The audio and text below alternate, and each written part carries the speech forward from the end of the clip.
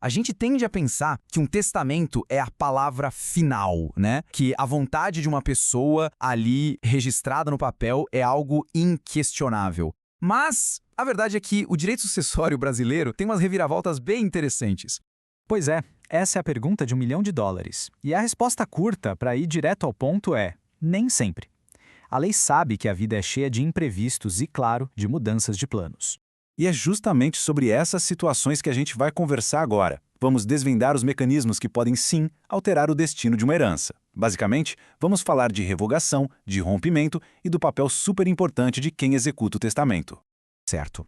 Vamos começar pelo caminho mais lógico, digamos assim, a revogação. Isso acontece quando o próprio testador em vida decide que quer mudar as coisas. É um ato de pura e simples vontade. Pensa na revogação como se o testador estivesse apertando um botão de cancelar. Por qualquer motivo que seja, aquele documento antigo não reflete mais o que a pessoa quer. Então ela age para invalidar aquilo. E para fazer isso, existe uma regra de ouro. Lá nos artigos 1969 e 1970 do Código Civil, o que foi feito de um jeito se desfaz do mesmo jeito. Ou seja, a pessoa pode fazer um testamento totalmente novo para cancelar o anterior ou só fazer um novo para ajustar alguns pontos específicos. Agora, olha que detalhe interessante. Se o Novo Testamento não cancela o Antigo de forma explícita, as partes do primeiro que não entram em conflito com o segundo continuam valendo. É um jeito inteligente que a lei encontrou para evitar que a vontade da pessoa seja anulada por acidente.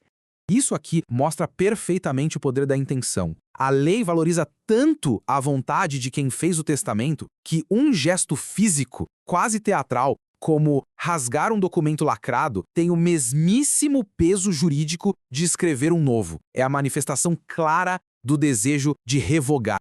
Bom, agora vamos para um cenário completamente diferente. Aqui não é o testador mudando de ideia. É a vida que chega com uma surpresa tão grande que a própria lei considera que ela interfere diretamente no testamento. A gente está falando do rompimento. Esse slide aqui mostra a diferença crucial. A revogação é uma escolha, uma ação deliberada. A pessoa quis. O rompimento, por outro lado, é automático. Ele acontece por força da lei, independentemente do que o testador queira naquele momento. A lógica por trás disso é proteger os herdeiros necessários, como os filhos, por exemplo. A lei presume que, se a pessoa soubesse da existência deles, não teria deixado o testamento daquele jeito. É como se a lei dissesse: opa, essa informação nova muda tudo.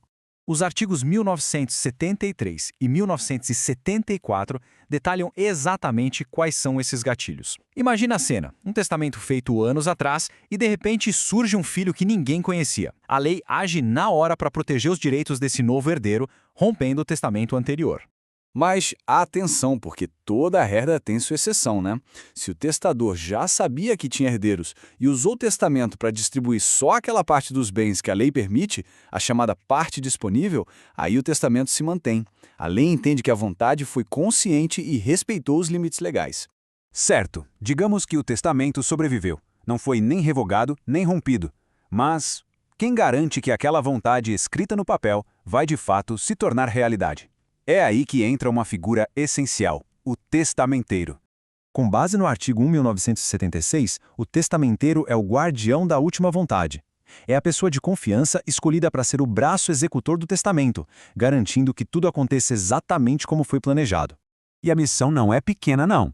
O trabalho envolve burocracia, como dar entrada no inventário, fidelidade para cumprir cada cláusula e até mesmo defesa, porque cabe ao testamenteiro proteger a validade do documento em um tribunal, se for preciso. E o tempo corre. A lei estabelece um prazo para tudo isso ser feito. Se o testador não disser o contrário, o artigo 1983 dá ao testamenteiro 180 dias para cumprir suas obrigações e prestar contas de tudo. A gente já viu que a responsabilidade é enorme. Mas e os direitos? Afinal, é um trabalho bem complexo. Vamos ver como a lei equilibra essa balança, falando da compensação e de outras regras importantes. Essa remuneração tem até um nome chique, prêmio. Se o próprio testador não definir um valor, o juiz pode fixar algo entre 1% e 5% da herança líquida. É o que prevê o artigo 1987. Um reconhecimento justo pela responsabilidade que a pessoa assumiu. E para fechar, alguns pontos essenciais. O cargo é personalíssimo, ou seja, não dá para transferir para outra pessoa. Se o testador não nomeou ninguém, a lei aponta um responsável. E, talvez o mais curioso, se um herdeiro também for o testamenteiro, ele pode ter que fazer uma escolha. E que escolha? Receber sua parte da herança ou a remuneração pelo trabalho. No fim das contas, fica claro que um testamento é como um mapa bem detalhado que foi desenhado pelo testador. Mas a lei é o terreno por onde esse mapa precisa navegar, com suas regras, proteções e, claro, suas surpresas. A vontade é soberana, mas ela nunca está sozinha.